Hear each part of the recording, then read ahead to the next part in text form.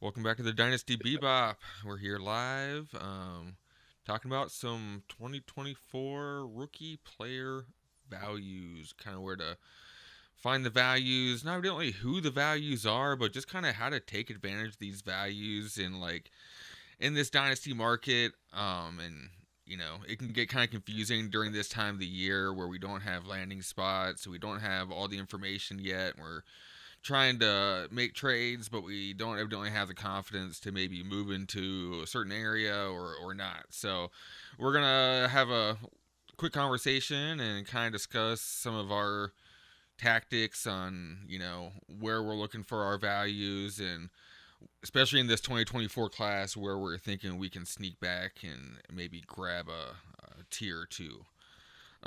So yeah, how you been, buddy? I'm doing good, man. I'm really excited to talk about these draft picks because this year the value on them is different than any other year that I've played Dynasty Ball because of just this draft class that we have incoming. So it's kind of a new experience for us having this kind of depth and almost feeling like we have like an extended first round that might go as deep as the middle of the second in some people's eyes. Yeah, I feel like this was how the 2023 class was like sold to us pre 2023, like back in the 2022 season, where it's like, oh my gosh, like you're gonna be getting studs deep into the 205, into the end of the second, mid third, and honestly, it did kind of turn out that way, but not at all like we were projecting it to. It was all these undersized wide receivers who ended up like becoming these superstars apparently, and all these running backs like Tank Bigsby and Zach Charbonnet are like trying to hold on to their roster spots right now, I guess. Yeah, Yeah. it's been interesting. So, all right, well, kind of get right to it. Hopefully we'll get some people to jump into the live. We always here to answer some questions or talk football or whatnot. Trying to make this a weekly event here. Raymond's a day walker and I'm a night walker, so it's not always easy for us to have our zombie lives cross paths. But I think we're trying to jump on the evenings here. I think it might work a little bit, for everybody. I think most human beings are also trying to catch up on a little fantasy here in the evenings to try to Yeah, chill out, man. relax a little bit. Exactly. Yeah, we're just, we're trying to build a conversation. Hopefully, eventually, we'll get some people in these lives with us and, do some mock drafts and fun stuff. But yeah, we're not trying to take anybody's money. We just want to talk fantasy football. We want to make new friends and, potentially bring some people we meet on the show to like talk about their rosters and stuff. And so yeah, Yeah, hopefully, if I you're see. watching this later, think about hopping on with us live in the future. I believe on Friday I'm going to be jumping on with two guys I met in one of my leagues that we just wrapped up a startup just the other day. They're actually both from the UK, so they were had some time off this week and were willing to talk about the startup. So, like I said, once again, I always wanted to talk ball. So, I think that's kind of wanted to jump into the first thing that we were going to talk about here today, which is kind of like the different tools that are available to us and like how we utilize them throughout the season. Because, I know Raymond and I are both, kinds of consumers of all content. It's some of the film guys, it's some of the analytics guys. I would say if we were to have a thing, I may be more of an analytics guy, and Ray might be a little bit more of a film guy. But that also what makes us work out kind of at the end of the day. So, what kind of draws you to like being like kind of a film guy in a way? Like, what led you to watching film in the first place? I just like the feel of people. I don't know. I've never been able to like really show my work when I do math problems and stuff, but I always like wind up with the right answer somehow. And like that's kind of what film has been like for me is just seeing these guys and you kind of like test it with your eyes and you see if it can match up against what you see on Sundays in the NFL. And you know, if they don't look like they can do it, like a lot of the times they're not going to be able to do it. And it's just then being able to weed out those guys that look like they can do it at the lower level who aren't going to be able to hold up at the higher level. So that's kind of been my process. where I'll kind of do that with my film, and then I'm not completely abject to analytics, and that's where I'll dive into that a little bit. I lean on you that for that, and some of our tools and stuff, but I just like to narrow it down that way, and then dive into the stats. Yeah, yeah, for sure. I enjoy. I definitely have like a vibe about some guys, and it's usually film related. Maybe a clip that I saw that just like won't leave my head no matter what people say about like analytics might say about a prospect. I'm like still just hooked on like an article I read about a player, whether it's like a dog rating or whatever you want to call it, or there's vibes that I still like have on players. Kyron Williams was definitely one of those guys where like I had him as kind of like my RB 4 or 5 in that class, and then and it was based off of that one like long like 90-yard run he had at Notre Dame, where like little guy just like making all these moves, going around the field and like running down. I was like, dude, this guy's awesome, and then got dogged through the process, and I still end up with a lot of my roster just because I was stubborn, and ended up holding them and lucking out and having a really great season last year and won me a lot of money. So thank you for Kyron Williams, but just sometimes that's where like that difference from film to analytics really does pay off. And on the other side, Yeah. I think there's a lot of times where analytics has helped me be ahead of the curve, maybe on some players breaking out or not breaking out. I think for me, getting into the analytics was really getting into the player profiler page. There was just so many numbers on there that I just felt like my home league fellow home league guys that were playing on ESPN at the time like really didn't have access to. They weren't even seeing how many targets a player was getting a game at the time. They were just seeing the Right. receptions. So they'd see a player just getting a couple of receptions to be like kind of out on him, but then you'd see like they had like 11 targets. Like they were just kind of like weren't getting the ball quite landed to them yet. But that shows me that they're like earning opportunity as a wide receiver and that their time is going to come.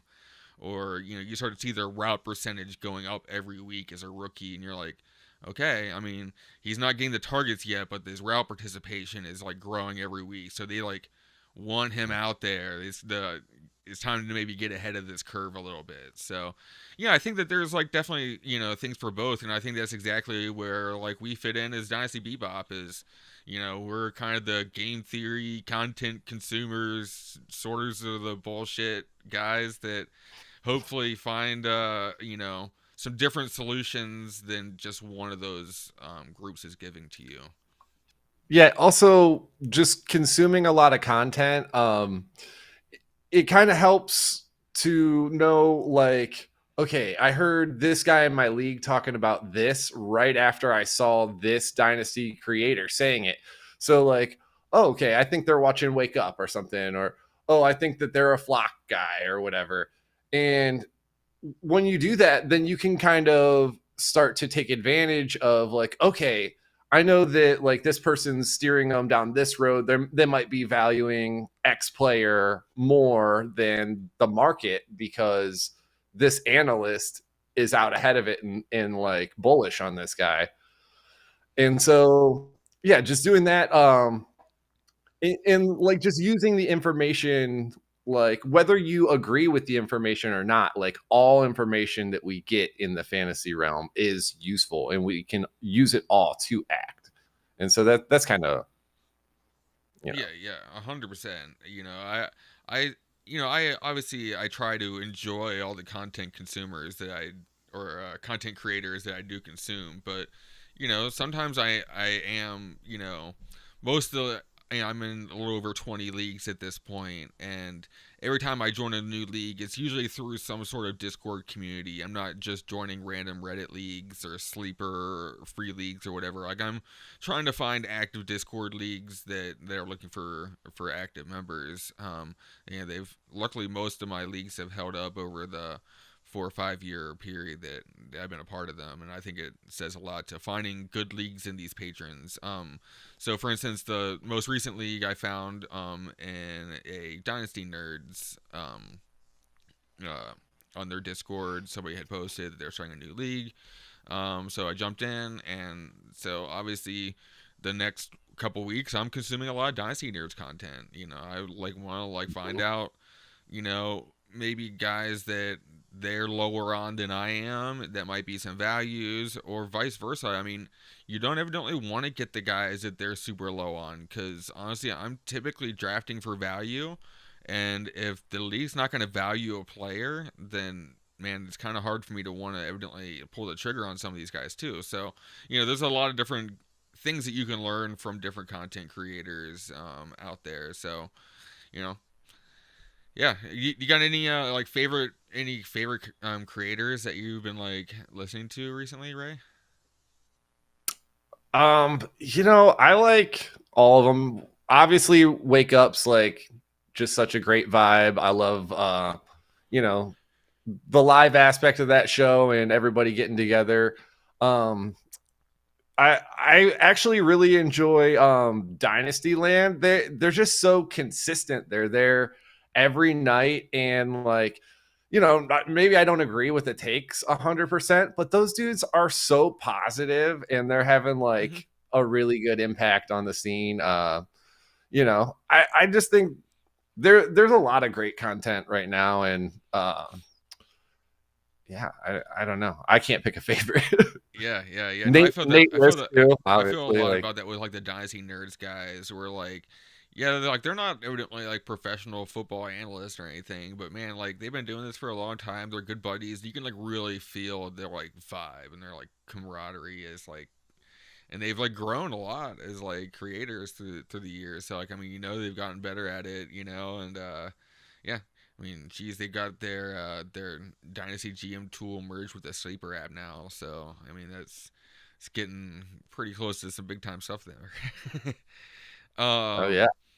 So kind of jump into this kind of rookie talk a little bit. You know, so how do you think you like really use like the rookie tiers to find value? Like how are you looking at those tiers right now? Like in February 20th, 2024. Are you asking like how many guys do I have in tier one, or like Yeah, I guess in a way, like I mean, are you using these tiers? Are you trying to tier up into a tier right now? Are you trying to tier down out of tiers? What tiers are you looking to move into? Like, do you have a big tier one? Like, do you got a little tier one? yeah, I've got a big tier one. I think that there's safely 6 guys in my tier one right now that I kind of don't mind getting. If I need a quarterback on my team really bad, like, maybe I'm not willing to go later than like pick 4 or 5. But yeah, I'm willing to move. Like, obviously, back ends of tiers are better because you're getting the same value at the person did at the front, but you're not having to pay to get your pick of the litter. So yeah, I'm always looking to move back in a tier, or potentially just outside of a tier, like at the 7-8 range right now. After we get through the Bowers, Adunze, that's going to be another great value pocket, is picking up picks in that 7, 8, 9 range, because once we have another couple of guys emerge, those picks are going to go up in value a lot.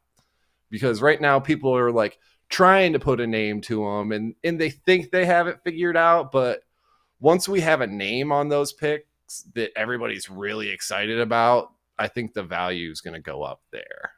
Yeah, actually, I'm just gonna bring up Keep Trade Cut here real quick. Just I think that they've one thing I think the community is starting to get a little smarter on, that this isn't actual dynasty rankings. This is a popularity index. And that's really all this is just honestly it's a community vibe check.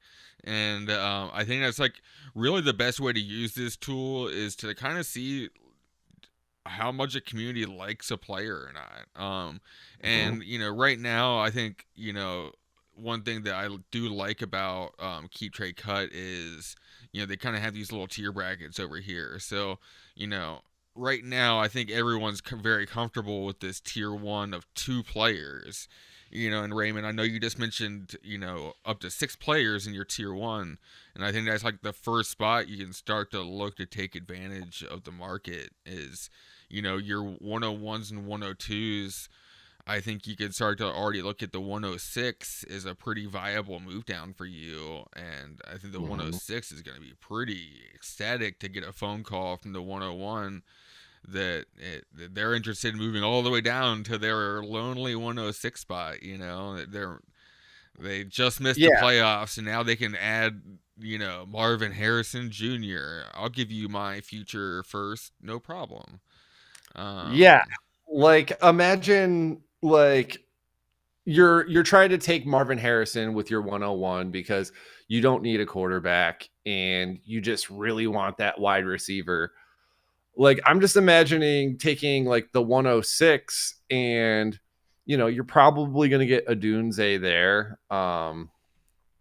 There's a chance that Malik Neighbors is going to slide to you at that 106, and like the value you're going to pick up, that's going to be definitely another first round pick on top of that. And I think, you know, I'm going to take a Dunze and that additional first with the chance of it being Neighbors and an additional first uh, for that 101. And, the worst case scenario there is that Marvin Harrison, Neighbors, and Adunze all go, but that just means a quarterback falls to you. And in Superflex, that value is going to be able to be turned into something else. And you're going to be able to capitalize on the person that like made the mistake by taking the wide receiver when they really need a quarterback to build their team around.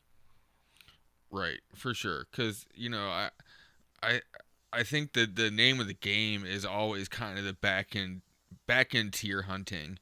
I Mm-hmm. think that a lot of times there's a group of players that all feel kind of similar, but there's obviously a clear gap in like the price tag of the actual pick assigned to them, especially at this point in this of the year when there's a lot more ambiguity as far as like where these players are landing and what kind of capital they're getting. And you know right now everyone's just trying to punch the holes in the prospects, because honestly that's what a good scout does, is they're trying to find the weaknesses of these players and not just find the hey Siri, show me all the highlights of such and such player this week. So Right. uh yeah, I think another kind of new arrival even just in the past couple of weeks has been almost the development of another pick being added to my tier list as well, because I can say I'm almost out to the 107 for my tier 1 of prospects or players that for sure I'd be okay being available to me while I'm on the board. Um, and that's almost going down all the way now to 108 with the kind of rise of JJ McCarthy up the boards, who could just be the next Mm-hmm. Baker Mayfield of this class and be the surprise early pick in the draft over some bigger arms and bigger prospects. What do you think about this new tier developing? I think it's great, man. Like, I think if you're in a tight end premium league, this is something we've talked about before. That like tight end premium, if it's not more than 1.75 as your tight end premium, it's kind of a trap. So yeah, if you're like 1.75, 2 point tight end premium, yeah, I'm gonna take Bowers up there. But if it's not that high, it might be better to let somebody else take Bowers. If McCarthy can slide up into here, I don't know. Knicks gets top 10 draft capital. Yeah, you could see some dividends paid to you by grabbing that like 108, even 109. Like if Knicks can slide in there and people make some mistakes and say Roma Dunze slides where he should be going at the 106 and he goes at the 109 because your league is QB hungry and there's several QBs that have top 12, top 15 draft capital and they think, "Oh, I've got my guy for several years now." Mm-hmm. You know? Mm-hmm. And Yeah, then you're snagging up a Dunze there with that 8 or 9 pick. right. Yeah, all it takes is like you said Minnesota. There's a lot of teams that have like some good weapons that all they need is a young quarterback to get drafted there to us to start forgetting about the draft capital and start thinking about Jalen Hurts and Brock Purdy and Kirk Cousins and all these other quarterbacks that have been successful before them that were probably one in 150 quarterbacks plus to actually like have a successful starting season. So, Right. yeah, but I think the other like one that starts to pop out to me tier wise is they've got another tier group in on here from 8 to 12, and I know you and I have both talked, feeling pretty comfortable at least till close to the 204, 205. And I know from Right. like an analytics historical standpoint, it's typically pretty much the same way. I think that's another clear group that you can start maybe taking advantage of is getting two picks in these ranges, moving back into the 111, 202, 111, 203, 201, 203, 205 if you can get somebody to like do a feel like they feel pretty good about moving up into a tier, especially if you're looking at a Roma Dunze or a Brock Bowers at that 7, 6, 7, 8 area. And, Mhm. I'd almost rather have three of these other wide receivers that are probably also going to get similar draft capital, if not, start getting value increases to that next tier from where it is currently. Looking at that as Xavier Worthy's, Keon Coleman, Adonai Mitchell, just the next three wide receivers on key trade cut. They're in a lower tier. Any of those guys could end up in Buffalo, Kansas City, one of these high-powered offenses tethered to a Hall of Fame quarterback, and bam, bam, bam, like we're looking at a new 106. So Right. and that's then pushing down these guys that we like as prospect profiles down to us possibly at better ranges. So, um, yeah. What do you think about these rookie tiers right now? Anything else you're thinking about as far as even going down past the 205? Like, what do you think about these kind of areas? Well, see, okay, so what I'm seeing is we can go out to like the 205 and we might only have one running back in there. So then I think we've got another tier that's going to go out to the mid to late third from the mid second, where that's going to be a tier where you're going to get some like Roman Wilson in there, you're going to get Lad McConkey in there, and you're going to get all the running backs. So honestly, I would say that that's going to be typically like as good as like the top end of the second is going to be normally. So yeah, I'm trying to pick up picks in the second round and out to like the mid third. I feel really comfortable going that far right now, and then it starts to get a little sketchy. But Sure. I really do think that we're not going to only have like one or two running backs that are useful from this draft. There's going to be a handful of them. We had guys like Keaton Mitchell pop in last year. You know, there's going to be some of that happening with these guys. I could see Bucky Irving being that guy, and like you're going to be able to grab him at the end of the second here, maybe even into the third round in a lot of drafts. Yeah, I think this is another one where like I think we're gonna see a lot more running back risers in this draft. You can put a grim lock on that. I would guarantee it. Is that your grim lock of approval? Mhm. Nice. um, but yeah, like I think there's right now everyone is just scared of the whole thing. I do think there's gonna be plenty of running backs that get draft capital and good landing spots that people are gonna move up to the maybe even the end of the first round, in that like kind of like Rashad White, James Cook zone that they were going as rookies. This class reminds me a lot of that 2022 running back class where we just really hated it outside of Brees Hall and Kenneth Walker. And it just kind of Yeah. just felt like a bunch of Jags. And then this year, I mean, there was, I feel like a quarter of the top 12 running backs were like from that class. You saw Yeah. Brian Robinson, you saw Kyron Williams, Right. obviously, you saw God Brees White. Hall, Rashad White. Four running backs right there from that class. I believe all finished in the top 12. If not, James Cook was right outside of it, but had enough pushable weeks there towards the end to make him feel like a running back one for you down the stretch as a contender. So, um, there's a It's lot of value still to be had. The NFL's not evidently wanting to spend the draft capital high on these running backs, but that's just analytics talking. They're just saying that they just need a body. I heard Ray talking about the innings eater. I think that's like kind of funny. Like they just need some guy to eat carries while the receivers take a down off from running routes.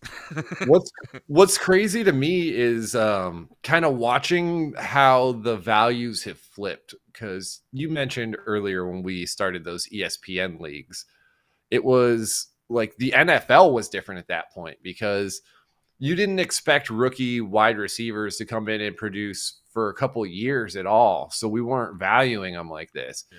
The running 3 backs had years. all the value, and like even running backs being picked out into the second and third round are going over first round wide receivers because the value was there. You knew they were going to like utilize this guy, and it was probably like a 60% chance he was going to be like pretty useful for at least a while. And it's just kind of completely flipped. Now we're seeing all these wide receivers that had been going to camps now since they were young. It used to just be like raw talent guys, and then a few really smart guys were able to figure it out. But like now, just so many young wide receivers are coming into the league with such a complete understanding of the game. The value is completely shifted, and they've become more stable. But that doesn't mean that like none of these running backs are going to be useful, because we see the older guys are dropping like flies, and like somebody's got to tote the ball. So like Yeah, these are if it fresh if it's legs. yeah, if it's not these fresh legs, then it's going to be more guys emerging from like this past class, the 23 class and 22 class. And I think the age of the sexy RB name is, maybe coming to an end for a little while. And we're kind of just seeing this like uglier tier, but like this, the sooner you come to terms with the fact that, okay, it might not excite me, but like if I play this game, I can climb the ladder. Like the sooner you can start benefiting from it. Yeah. I just feel like there's just so many similarities, honestly, between this class and the 2020 class. It's just in 2020 we viewed the running backs differently, because like to be honest, I mean Cam Akers, J.K. Dobbins, DeAndre Swift, Jonathan Taylor as the big prospects from that class. Like, I mean, looking back on it, like yes, Jonathan Taylor had multiple 2,000-yard seasons, I believe, in Wisconsin, so he was obviously like looked at as a stud, but he wasn't a first-round draft pick, and he didn't get. He wasn't even the first running back taken in that class. He was the RB3 in that class behind Swift and Clyde Edwards-Helaire. So Yeah. even like their our quote unquote best prospect like didn't even get drafted at the top of his class, and I think that then you saw the CD Lambs, Jerry Judy, I think Henry Ruggs was in that class, but there's quite a few first round wide receivers in that class, and they were all taken after the running backs in rookie drafts that Yeah. year. It went like the QBs, the 5 running backs, and then you'd start like peppering like Jerry Jeudy and CD Lamb. Justin Jefferson was kind of an afterthought because he was just a slot receiver behind the best wide receiver on the planet. Yeah, I I mean, think I remember you grabbing like a CD at like a 1.9 or a 1.10 in a one quarterback league. So like yeah, it was the quarterback 10 years. 201. It was the Okay, yeah, 201 because we were a 10-team league, but yeah, it was we're behind Jerry Jeudy and Henry Ruggs, with and no quarterbacks off the board yet. So yeah, yeah, it was wow, the 5 running backs, and then like Antonio Gibson, Zach Moss, and the 2 wide receivers. I remember it clearly because I became the biggest CD Lamb fan that day. Honestly, I right, was a huge Justin Jefferson fan. I just remember him in that 3 touchdown game in the national championship playoffs, and just thinking like this guy just. I mean, if he can do it on this stage, then he can do it anywhere. I'm just gonna be this JJ fan, and I had every plan to take Justin Jefferson, and then like CD Lamb was just like a higher in everyone's rankings, and everyone was kind of down on JJ, so I went with yeah, the wham bam, thank you Lamb, and he had a great season this year, so I can't take too much away from him. yeah. So, Finally picked. I think kind of like the last thing I want to talk about a little bit is like, we're kind of already talking about how these tiers are evolving, and I think you and I both try to like do some early rankings and at least keep lists of player names, and then we have an idea of how many players we're viewing in each tier already. As we're seeing them start to come out and keep trade cut, or we're seeing them come out on sleeper, we're starting to see, how other people are viewing them, the community is viewing them.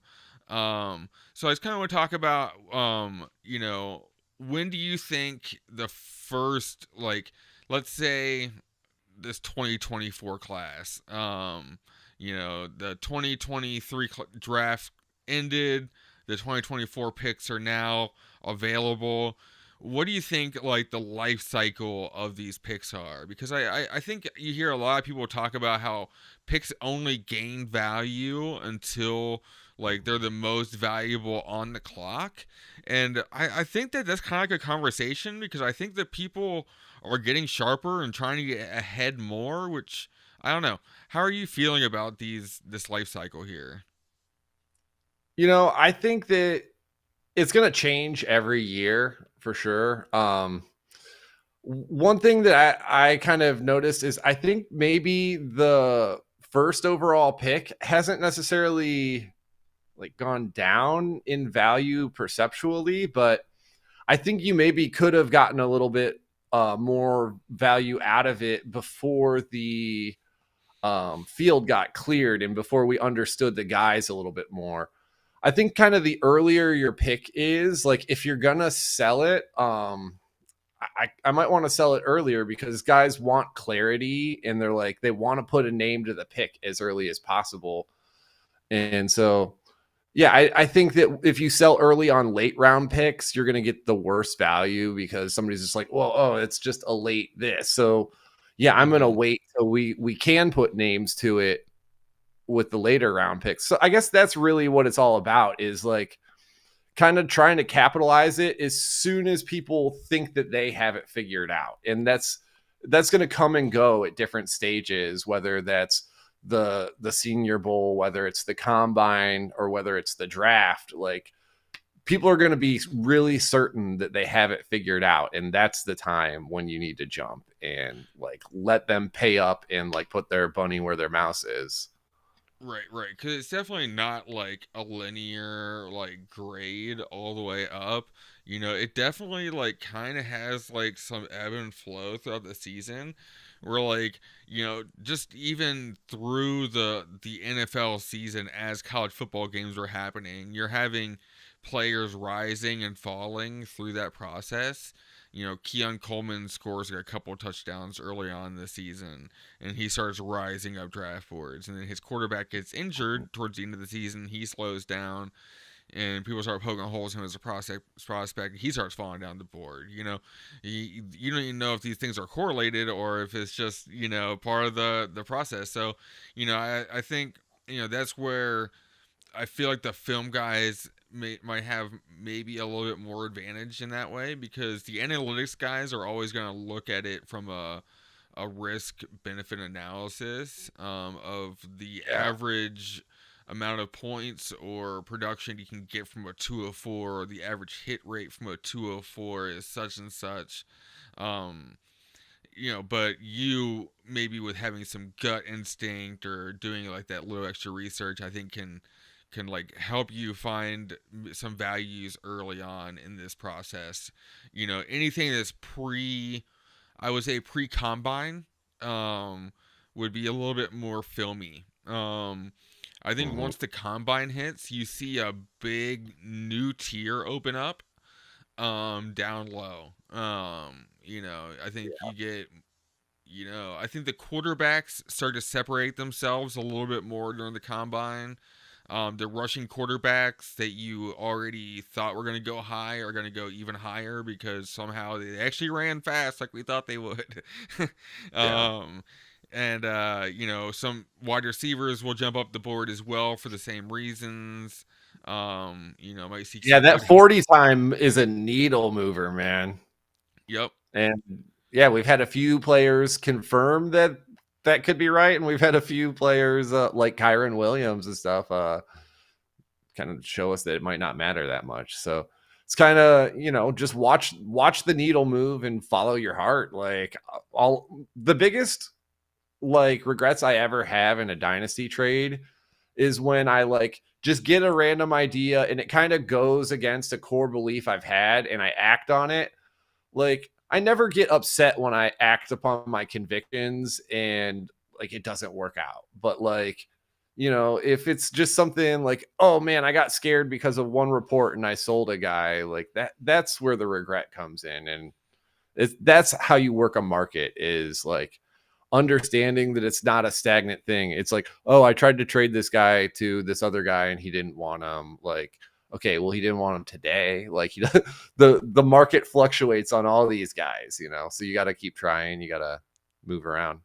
Yep, yep. And right now, there's nothing to move the market outside of information going on Twitter and or X and ESPN or NFL Network or different podcasts. Like that's the only thing moving the needle right now because there is no NFL being played until September. So we've got a lot of time to talk about imaginary football and and Right. create these values for these players that at the end of the day, a lot of things are going to change between now and the end of May, as far as free And then agency. again, yeah, then again, from May to the start of the season, because the draft happens and yeah, everybody's like, oh, we finally figured this out. And then training camp happens. Oh, Traylon Burks is in the tent the whole time, or like we're getting reports like, oh, Cam Akers got hurt in practice, like or right before a game or whatever. Liz Right. Frank